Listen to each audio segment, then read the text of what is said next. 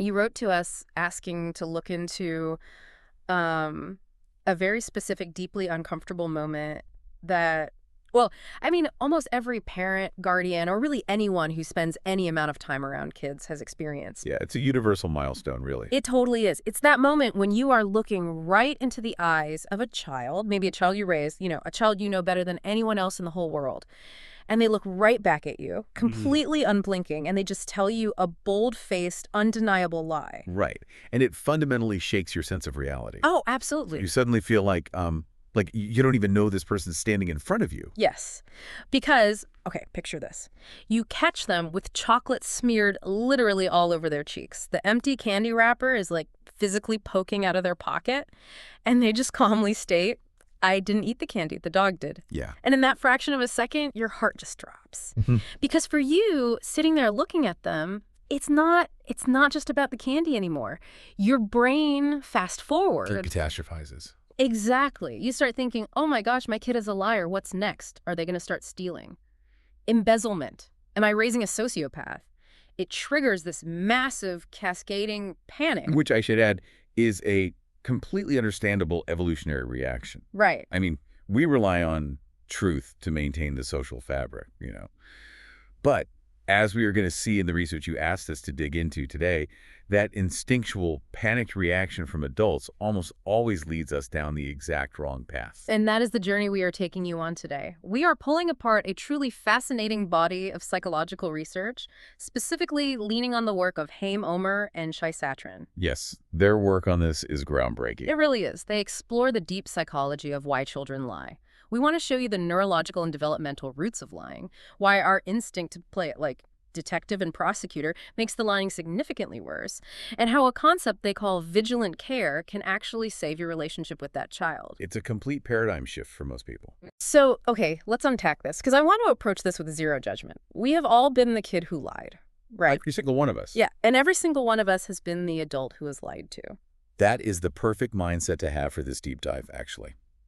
If we synthesize the core thesis of Omer and Satran's work, it is basically this: lying is not inherently a sign that you have a bad child, Right. or that your child's moral compass is permanently broken, or that you have completely failed as a guide. Which is what we all think. Right, but lying is paradoxically a complex and absolutely necessary developmental milestone. Wow. And a massive cognitive leap.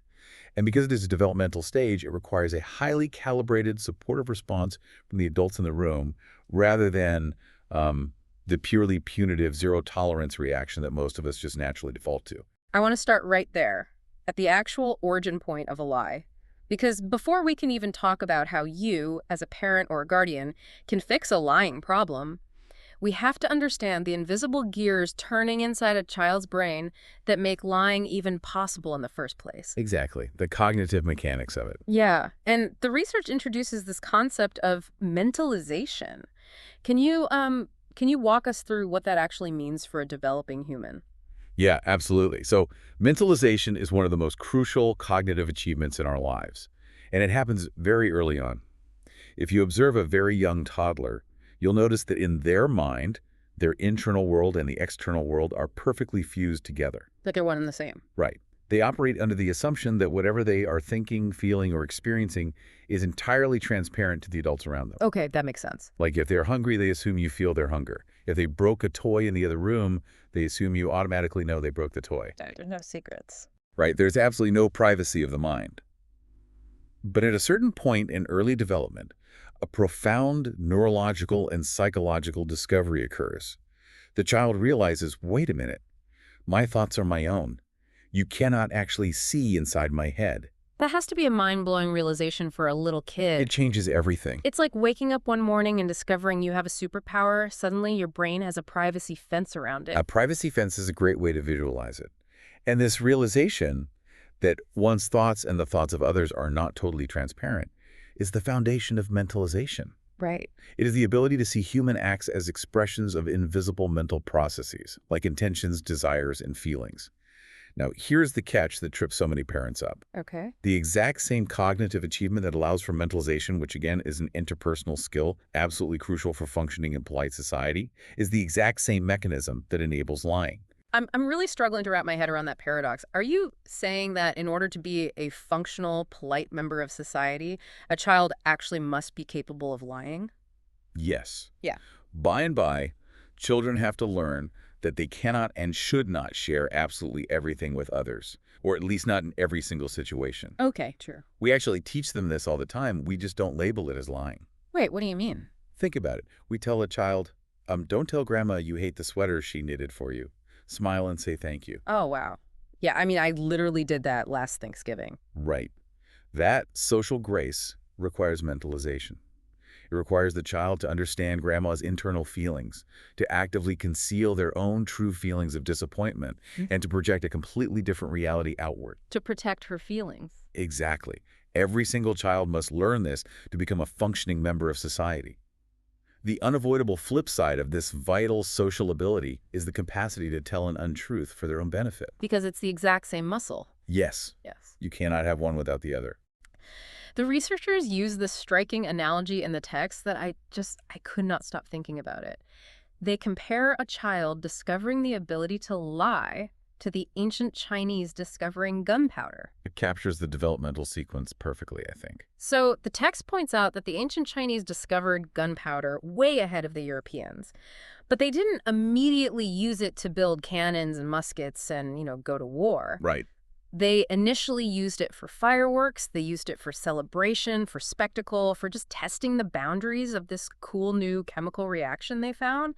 And the authors argue that children, when they first discover they can lie, are doing the exact same thing. Yes, exactly. They aren't launching a malicious, calculated attack on their parents. They are setting off mental fireworks. They are playing hide and seek behind the curtain of their own consciousness. It's a game for them.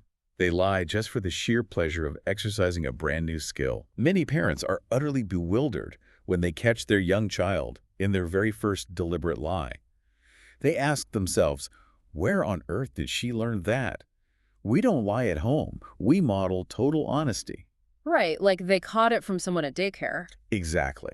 And the psychological reality is brutally simple. The child learned it by herself. It is a natural biological and cognitive emergence. So if a kid looks at you and tells a ridiculous lie about the dog eating the chocolate, we shouldn't immediately panic. They are just testing the lock on that new privacy fence to see if the gate actually holds. They are seeing what happens when they close the gate and stand behind it. Now, the parent's role in this stage is incredibly delicate. The goal isn't to tear down the privacy fence entirely, because as we just established, they need that fence to be a healthy, functioning individual. Right, otherwise they're telling grandma her sweater is garbage. Exactly. The goal is to prevent those innocent fireworks from turning into warfare. The research notes that some children will quickly try to use their newly discovered skill to further their goals at a very young age. So it scales up quickly. Right. If a toddler realizes that saying, "I didn't hit my brother" successfully gets them out of a timeout, that habit can take root. The parent's role is to prevent those habits from calcifying, because unchecked, they absolutely can harm the moral and social development of the child. But the fundamental truth you must accept is that the ability to lie cannot be eradicated. But wait, how do we distinguish between a firework and a weapon? Because, if I treat a mental firework the same way I treat an act of warfare, I feel like I'm going to deeply confuse the kid. Do kids even understand the difference between a big lie and a little lie? That is a crucial question. And the text goes into how school-age children actually develop a remarkably sophisticated understanding of the gravity of different lies. Oh, really? Yeah. Their moral compass is developing rapidly alongside their cognitive skills. School-age children rate lies not just by how far they deviate from the objective truth, but by the moral principles underlying the lie. I found the hierarchy they outlined fascinating because it proves kids aren't just little sociopaths. Like, from the child's perspective, lying with the goal of avoiding a punishment is perceived as bad. Right. But lying to shield a friend from punishment is seen as noble, or at least, significantly less bad. And then the hierarchy scales up. Lies that afford the liar privileges at the direct expense of others are rated as even worse. And finally, lies intended to deliberately harm others, malicious lies, are rated as the absolute worst kind of lie. Wow. These ratings are remarkably consistent across children in various studies.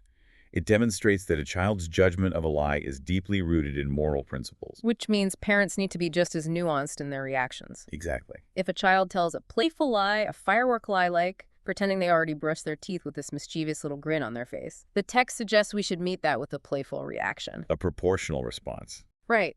A wink, a joke, maybe a little tickle monster attack to physically carry them to the bathroom. You don't call a solemn family meeting and lecture a 4-year-old on the erosion of trust and the fabric of society.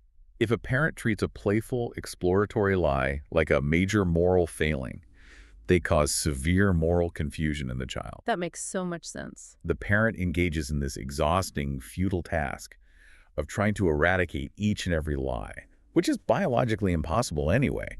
Over time, children need to differentiate between real lies and playful lies, as well as clearly understand which lies are totally unacceptable. Right. But to achieve that, parents have to begin with a clear, simple, and proportional concept about lying. Serious lies deserve serious reactions. Playful lies deserve playful reactions. Okay, so we've established the baseline. Lying starts as a developmental milestone, a cognitive leap, a little privacy fence. But I want to push us forward because we all know that it doesn't always stay as innocent fireworks. No, it certainly doesn't. What happens when this behavior crosses the line? What happens when lying stops being a playful experiment and morphs into, like, a protective lifestyle? That is when we enter the territory of developmental consequences, what the researchers call the snowball effect of lying. The snowball effect. Yes, and the text is very clear that habitual lying can severely harm normal development in concrete, measurable ways. Yeah. It essentially paralyzes the child's ability to complete developmental tasks. Let's look at the case study of Ruth from the text, because I think it perfectly illustrates this invisible snowball effect. It's a very common scenario. So Ruth is 8 years old, and she just stopped doing her homework. She was perfectly capable of doing it. She didn't have a learning disability. She wasn't struggling with the material. She just didn't want to do it. Right. So at first, it was just an exercise skipped here and there, a little omission. A very small firework. Exactly. But then whole pages of assignments were omitted. Gradually, she finds herself months behind on her schoolwork. Now here's where the snowball starts rolling down the hill and picking up mass. The more she fell behind, the more she worried she would be found out. So when her mother asked her if she had homework, she would deny it vigorously. The lie actively perpetuates a situation in which the child doesn't fulfill her basic tasks. It creates a massive cumulative effect. It just builds on itself. Right. Lying about the homework entails scholastic failure, which then creates shame, which requires more lying to cover up the failure. So eventually, the mother gets suspicious. She asks some pointed questions, she makes a phone call to the teacher, and suddenly the entire massive scope of the deception is laid bare. The mother finds out everything. Yeah. The mother realizes Ruth is months behind in almost every single subject. So the mother's reaction is to intensify her vigilant care. She demands that Ruth complete all the missed tasks, and she allots a set time every single day for that task, like physically standing over her to ensure it gets done. It is a grueling, highly uncomfortable consequence for Ruth. Grueling is a good word for it. But here is the critical psychological insight from this case. 2 years later, when Ruth is 10, she reflects back on this whole ordeal with her mother. And Ruth explicitly tells her mother that being found out and forced to close that massive gap of missing homework had actually brought her deep relief. I have to admit, when I first read that, I was skeptical. A lot of people are. That is such a counterintuitive reaction. You would think an 8-year-old would be resentful forever about being caught and forced into daily, highly supervised study sessions. Why in the world did it bring her deep relief? Because maintaining a massive, interconnected web of lies is psychologically exhausting. Oh, I bet. The cognitive load required to track who you told what and to constantly guard the perimeter of that lie is immense. The text notes that habitual liars feel incredibly overburdened. So they're just carrying this weight around all the time. Think about Ruth's daily life during that period. She was living every single day with the crushing, invisible anxiety of this growing mountain of undone work, terrified of the moment the truth would inevitably come out. It's like waiting for the other shoe to drop, constantly. Exactly. By discovering the deceit and stepping in with strong, vigilant care, the mother essentially rescued Ruth from a trap of her own making. The relief comes from no longer having to manage the lie. The snowball finally crashed into a wall. It's painful in the moment of impact, but it stops the momentum. Beautifully put, yes. But not every case ends with a relieved confession 2 years later. The text contrasts Ruth's story with the case of Clara, who is 14. And Clara's story is where things get genuinely frightening because her lies expanded into what the authors call an underground world. Yes. Clara's case is a textbook example of how lying in adolescence can increase the risk of dropping out of school and pushing towards severe delinquency. Wow. It starts with concealment becoming a full-time lifestyle, allowing highly dangerous aspects of the child's life to develop completely out of sight of the parents. Okay, so let's get into it. Clara began skipping middle school, but she didn't run away to another city or anything. She would just hide somewhere near her house until she saw her mother, Sylvia, who was a hardworking divorcee, leave for work. Right. Once the coast was clear, Clara would sneak back into her own house and spend the entire morning watching television. Notice the progression here. At first, she did this occasionally. It's a thrill, a transgression. But gradually, she began spending more and more days at home. And Sylvie didn't know. The situation remained undiscovered for quite a while because Sylvia had previously had a falling out with Clara's homeroom teacher. Oh. Yes. Because of that adult conflict, there was absolutely no communication between the school and the mother. A perfect structural blind spot for the lie to grow in. Exactly. And it grew fast. Months passed before Sylvia realized the gravity of the truancy. But the skip school wasn't even the worst part. Sylvia suddenly discovered that Clara had been using her credit card without her knowledge. Yes, the financial deception. Clara was ordering pizza, then buying apps and games on her phone, then purchasing clothing. Clara had constructed a complete underground life funded by stolen money and stolen time. And when Sylvia finally uncovers the reality of this massive deception, she does what many terrified, overwhelmed parents would do.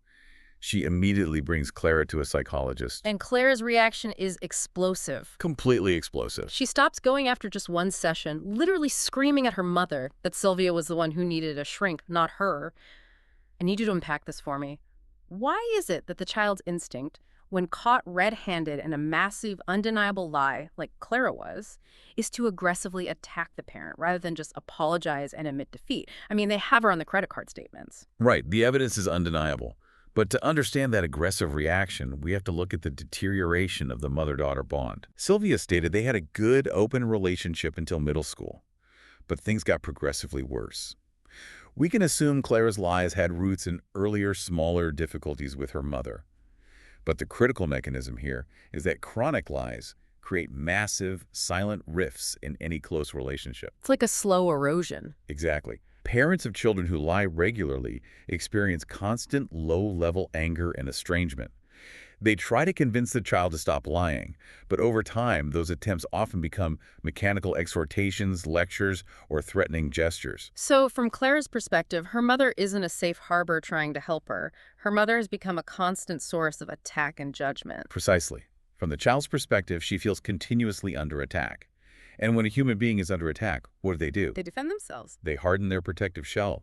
They double down, projecting the blame entirely onto the mother, screaming, "You're the one who needs a shrink." It's a sophisticated defense mechanism. It deflects the unbearable guilt and the profound shame of the exposure. If the mother is the crazy one, then Clara doesn't have to face the reality of what she's done. That is so wild. And as that shell hardens against the parent, the child still has fundamental human needs. They have to find belonging somewhere else. The text has a fascinating analysis of peer alignment in these situations. This touches on the evolutionary need for social survival in adolescence. When the web of lies creates this entire underground world, the child is no longer accessible to the influence of parents or other responsible adults. Right. But a teenager still desperately needs a sense of belonging. They need a tribe. So she aligns herself heavily with a group of peers, often peers who are also operating on the fringes. And the researchers say something chilling, actually. Lying to parents and grown-ups actually becomes a basic condition of group belonging. Yes. It's not just a side effect of bad behavior, it's an initiation ceremony. Demonstrating the readiness and capacity to conceal and lie, especially regarding the group's disruptive or illicit activities, is the price of admission to the inner circle of friends. That's terrifying. It proves to the group that you are one of us, and definitely not one of them. So Clara isn't just lying to watch TV and eat pizza. She's lying because the act of deceiving her mother is the very currency that secures her identity and safety with her peer group. It's deeply entrenched. Which brings us to the most painful part of this deep dive.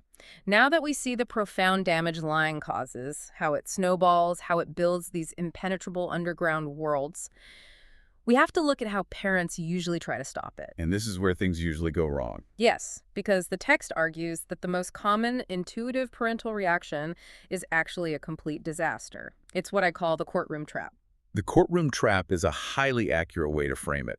It describes the overwhelming, almost intoxicating urge for a parent to become a prosecutor. It makes so much sense, though. I mean, when parents catch their kid lying, especially when it becomes a habit, their first instinct is to prove it to the child. Naturally. They think, if I can just gather enough undeniable, crushing evidence, the text messages, the browser history, the credit card statements, if I can catch them in the lie logically, they will have no choice but to admit it, apologize, and stop.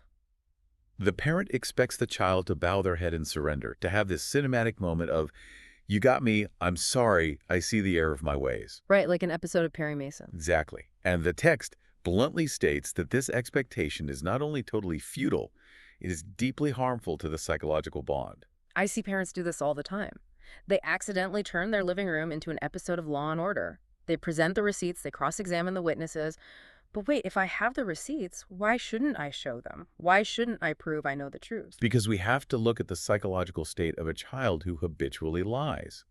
As we mentioned with Ruth, these children feel incredibly overburdened by demands and expectations. Right. For these children, lying is not necessarily a weapon of offense. It is an umbrella. The umbrella defense, I love this imagery from the text. Can you explain how that works in the kid's mind? Imagine a child who constantly feels they're failing to live up to expectations. The parents' explanations, lectures, accusations, and threats fall upon them like a steady, freezing downpour of rain. Oh, wow. To protect themselves from this emotional onslaught, they learn to treat the parents' exhortations as just background noise. The parents' threats and screams are just the usual thunder that accompanies the storm. So they just tune it out. Exactly. Oh. And the lie is the umbrella they hold up to keep the freezing rain off their skin.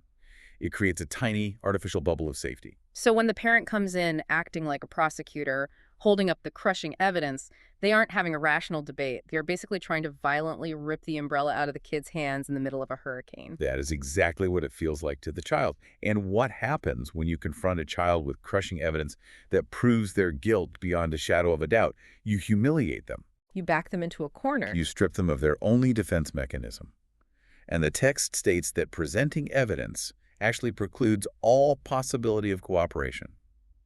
A child perceives bowing their head in that specific situation not as a moment of learning, but as a deep, unbearable humiliation. So they fight back. Yes. The text uses a great, highly specific word for this, tergiversation, which basically means evasion. Can you give me an example of what tergiversation looks like when a parent springs the trap?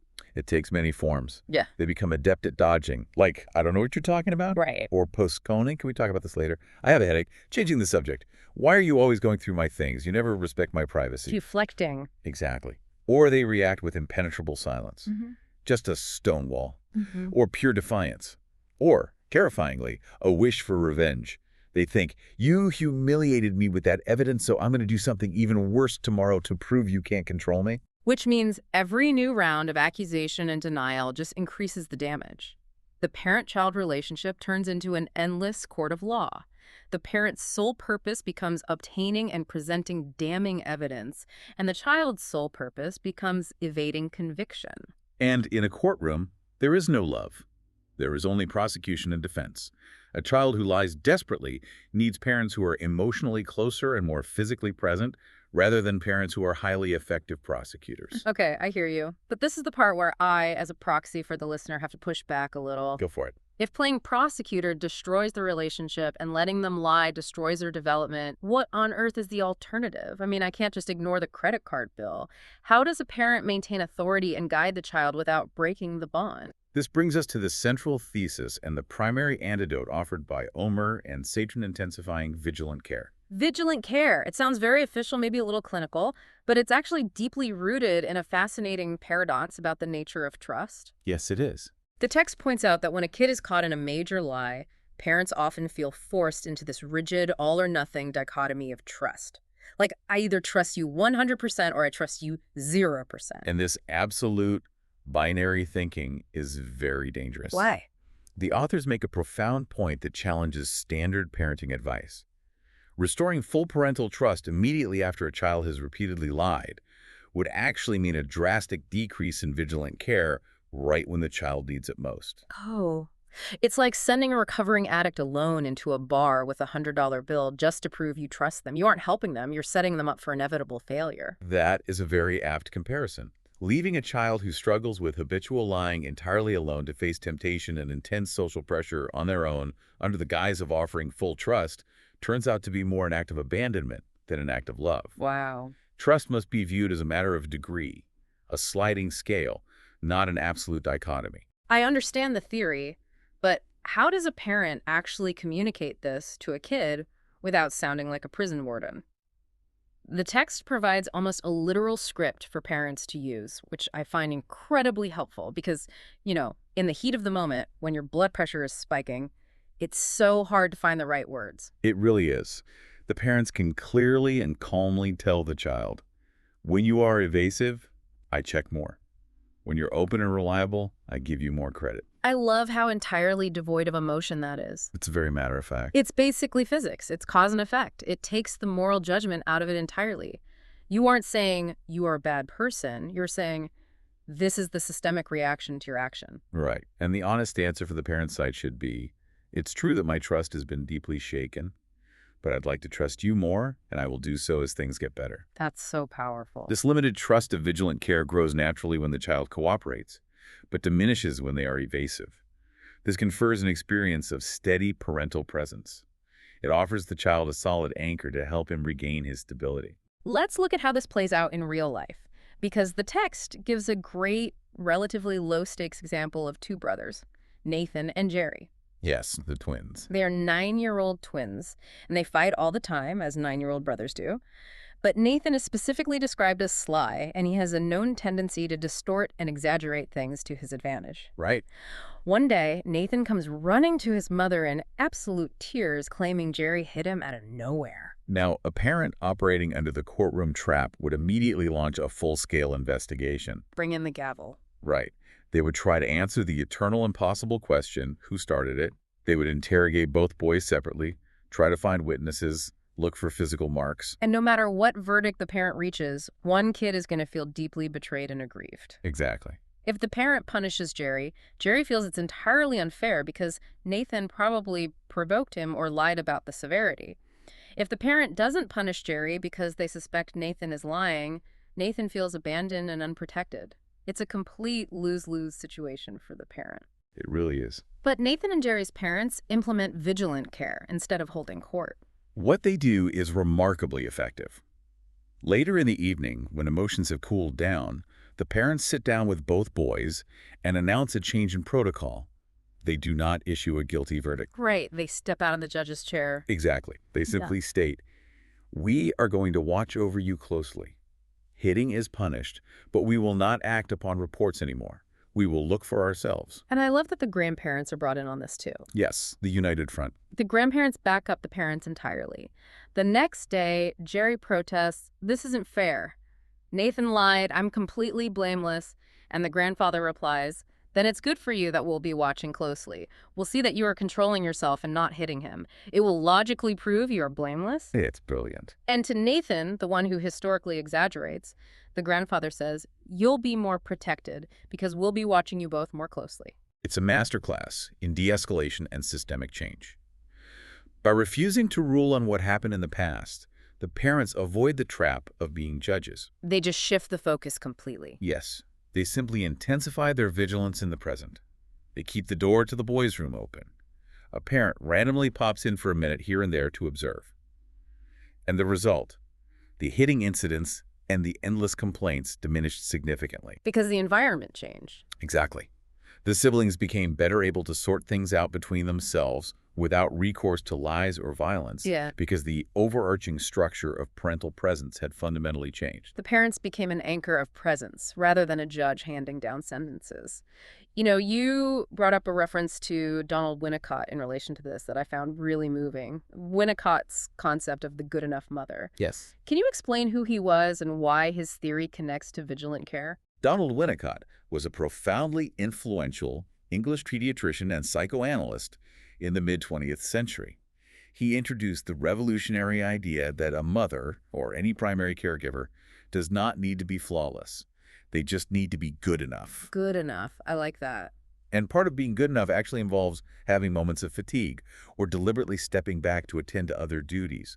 Because if a parent is perfectly attuned 100% of the time, anticipating every single need and blocking every conceivable danger before it happens, the child never has the opportunity to learn how to regulate their own emotions, soothe themselves, or care for themselves. The child would basically suffocate under the weight of perfect omniscient care. They'd never build any emotional muscles. Exactly. Diminishing parental involvement when signs of danger recede is absolutely vital for the development of self-care. Vigilant care operates on the exact same psychological principle. How so? Children need parents to be vigilant enough, but it is the parents' deliberate, stated limitations that enable the child to develop autonomy. When the parent says, "The more you keep me in the loop, the less I interfere," she is conveying a clear behavioral contract to the child. Right. But she is also reminding herself that her parenting task is limited. She keeps a finger on the pulse, but maintains an honest, stated willingness to let go as trust is incrementally rebuilt. Okay, but there's a glaring vulnerability in this vigilant care model. It's one thing to watch two 9-year-olds fight over a toy in your own living room. You control the house, you control the doors. That's true. What happens when the lie escapes the house? When the teenager's deception involves the school, the bank, or the police? How does a parent maintain this anchor of presence when the stakes are life-altering? And that is the true test of this method. The text's answer to this is what I would call radical transparency, and it requires bringing in the outside world. This is often the most excruciatingly difficult step for parents to take, I can imagine. because there is a tremendous amount of social shame associated with having a child who lies chronically. The overwhelming instinct is to protect the family's image, to keep it a secret, to handle it strictly in-house. But Omer and Satran take a very strong, uncompromising stance on this. Parents should almost never accede to a child's demand to keep their lies a secret from the outside world. Never. Right. Children often demand, sometimes through tears, that parents keep their lies a secret from teachers, from friends' parents, or even from the other parent in the household. Please don't tell Dad, he'll kill me. We've all heard that. But the text argues that agreeing to hide a child's lies actually means cooperating with the deceit. You are actively abetting its consequences. Creating transparency is crucial for reducing lying because you have to remove the shadows where the lies breed. This means acts of vigilant care must be made known to the relevant people in the child's immediate surroundings. We see this beautifully illustrated in the case of Sheila, who is 16. Sheila is struggling deeply. She's skipping expensive private lessons, lying about her whereabouts, lying about her test results. So her parents implement vigilant care. They intensify their supervision. They make a strict rule that Sheila cannot use the computer or smartphone on days she misses school. And gradually, her lying diminished and her scholastic functioning actually improved. A textbook success, initially. Initially. But development is rarely linear. A year later, things got worse again. Sheila accused her parents of not believing her anyway, so she asked, why bother?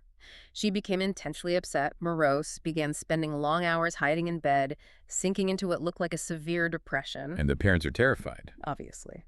The intensified supervision feels like it's crushing her spirit. They consider reversing the restrictions entirely just to get their happy daughter back. Which is such a natural impulse. But they consult with a center, and a counselor tells them that suddenly dropping all restrictions might actually cause significantly more harm than good. Right, because it would signal abandonment. It would say, you're too much to handle, we give up. Instead, the counselor proposes a different action, rooted in transparency and community support. The parents sit down with Sheila and change their messaging. They validate her struggle, which is key. Always validate. They say, we know that you're going through a very difficult period, and we want to be there for you. Regarding our trust, you are right, it has been shaken, but we want to trust you more. We would be glad to do so if you would help us a little. If you help, I'll help too. Exactly.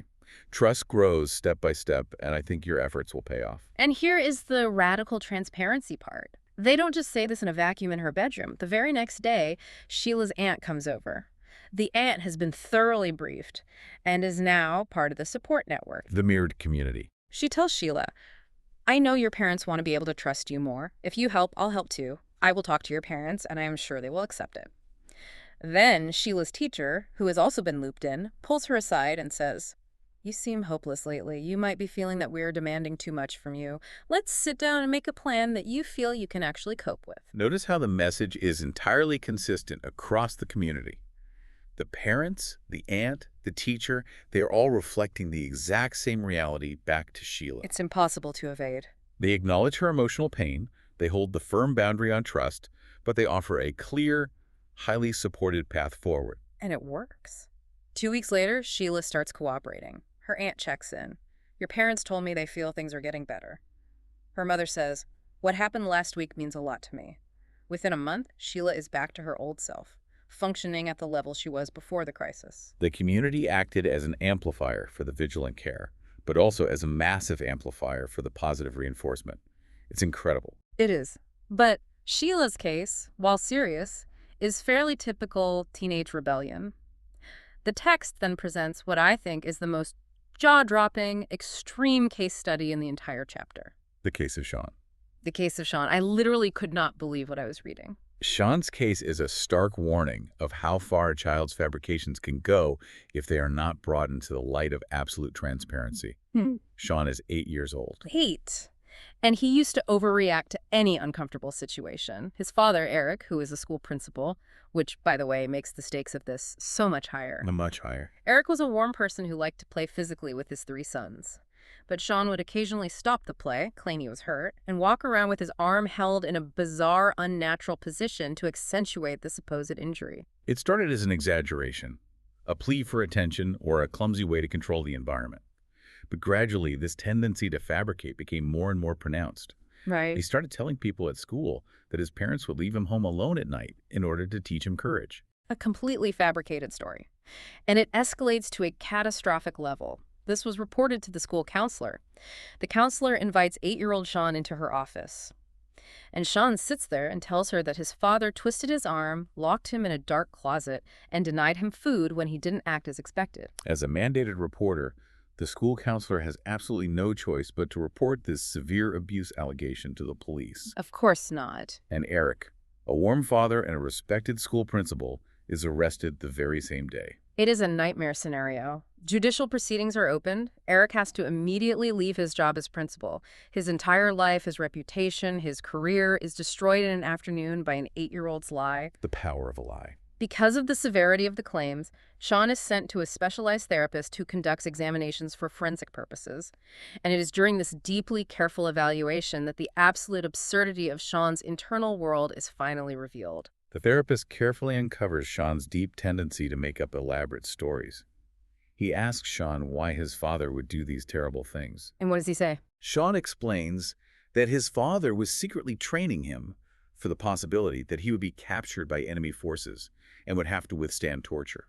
Sean says his dad made him carry heavy loads, limit his drinking water, and train to withstand interrogations. Yes. And the therapist, brilliantly, starts playing along to test the boundaries of the fabrication. The therapist asks, "Did your father ever use the torture technique where the prisoner is tied up for hours with a water drip on his head so as to make him think he's losing his mind?"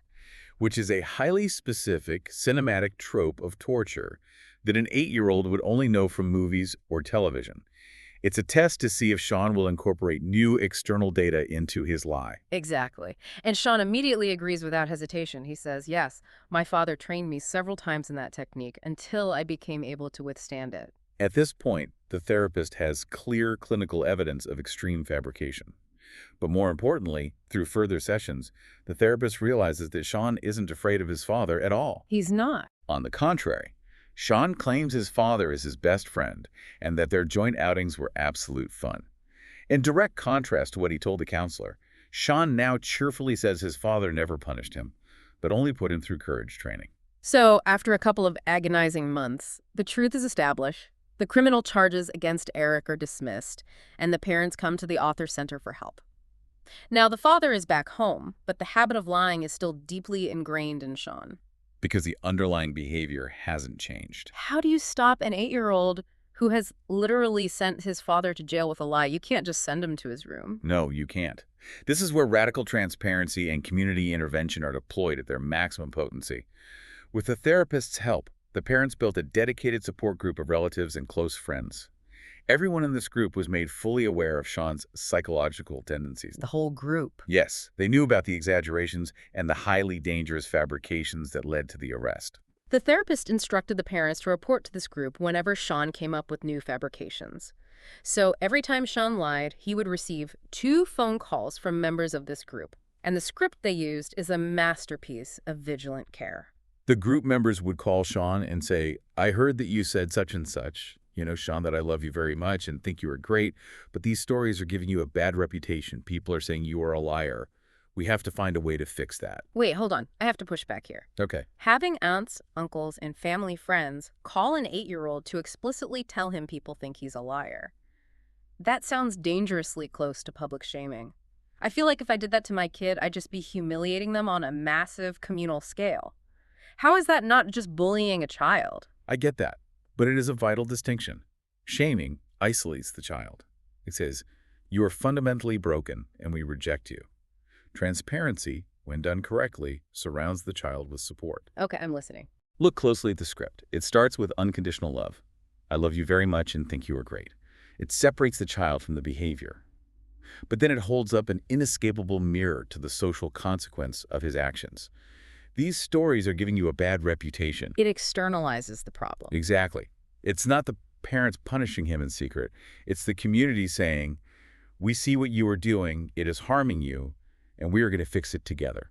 So it completely removes the privacy fence that Sheng was hiding his lies behind. His lies could no longer survive in the dark because the entire community was shining a loving but unyielding light on them. Yes, and the results were incredibly rapid.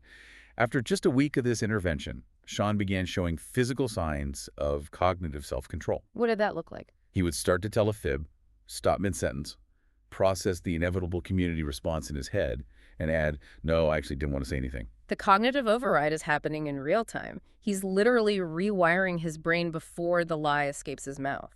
And the therapist even visited the school, spoke with the counselor and the homeroom teacher, and told them exactly about the work they were doing with the family. Wow. He asked the school to be in close touch and to let him know if there were any events requiring special attention. Radical transparency across all domains of the child's life. Gradually, Sean's dangerous fabrications disappeared entirely. But the aftermath for the father is a crucial, heartbreaking part of this story. It is deeply tragic. Eric felt that the damage to his name and reputation in the community would make it impossible to return to his job as school principal, even though he was entirely cleared of all charges.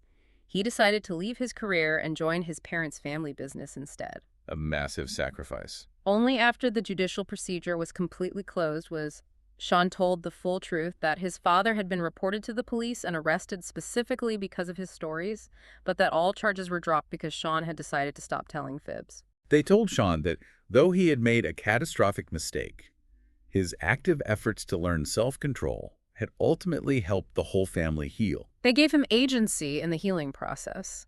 It's a breathtaking story of how a community armed with transparency and vigilant care can literally save a family from absolute destruction. But it brings up a lingering question. What's that? While the emotional relationship heals through vigilant care, what about the practical damage the lies caused? Like Sean's father losing his career or Clara stealing money on the credit card. The parents can tell the child, you skipped your lesson today. We had to pay for it anyway. Now you have to find a way to make amends to us for that lost money and broken trust. They invite the child to come up with a constructive proposal. Even a purely symbolic one should be accepted if the intent is genuine. Like doing extra chores. Exactly.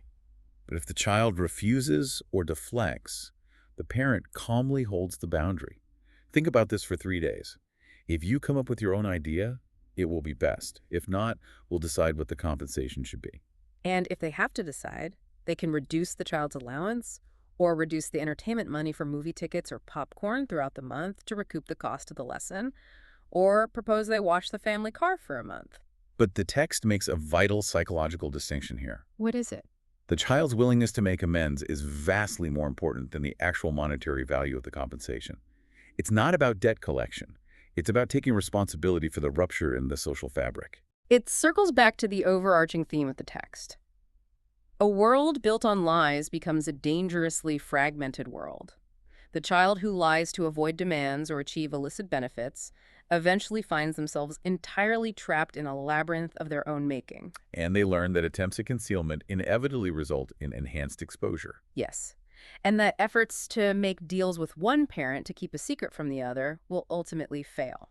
The child will surely feel deeply uncomfortable in this process of vigilant care. It's restrictive. It removes the umbrella. But as the text notes, their psychological gains will be considerable. Their world becomes more coherent, predictable, and continuous, instead of being fragmented by exhausting walls of deceit. The profound relief that children feel when they have been saved from a web of their own lies, like Ruth felt 2 years after a massive homework deception was uncovered, gives us a clear idea of the immense, crushing, heavy burden that the lies had placed upon them. It is a profound shift in perspective for anyone listening. The goal of vigilant care, of enhanced exposure, of radical transparency, isn't to punish the child into submission. It isn't to win the argument in the courtroom. It is to rescue them from a labyrinth they built but don't know how to escape. To map the journey we've taken today, we started by understanding that the initial discovery of lying is a normal cognitive gunpowder moment, a necessary milestone in mentalization and theory of mind. Right. We saw how easily those innocent mental fireworks can snowball into destructive habits, cognitive overload, and deeply isolated underground worlds, especially during adolescence. To clear a case. Exactly. We examined the catastrophic failure of the parental courtroom trap, where acting as a prosecutor and presenting crushing evidence only forces the child to raise their umbrella of defiance and harden their shell. And we explored the incredibly powerful, albeit counterintuitive, antidote vigilant care. The exhausting, delicate, but deeply loving work of accepting limited trust, saying, I trust you less right now, so I will be present more. And finally, the sheer courage it takes to employ radical transparency, bringing in aunts, teachers, and friends to act as a mirrored community, proving to the child that their actions are seen and that they are loved enough to be held strictly accountable. It leaves us with a provocative thought to mull over, one that extends far beyond parenting. The research suggests that absolute, pristine trust is a luxury most of us cannot afford, and that hard-earned, limited trust is actually a massive psychological achievement. It makes you wonder if total trust leaves us blind and disconnected. Is the constant slight friction of vigilant care actually what creates the deepest, most authentic human connections we can experience? Is it the work of constantly earning, losing, and re-earning trust that actually binds us together? That is something I am going to be thinking about for a very long time. Thank you so much for joining us on this deep dive into the complex, frustrating, but ultimately deeply human world of lies. You asked us to look into this, and I hope it completely flipped how you view that moment of panic. Take these insights, look for the privacy fences in your own life, drop the prosecutor badge, and see what happens when you lead with vigilant care. Until next time.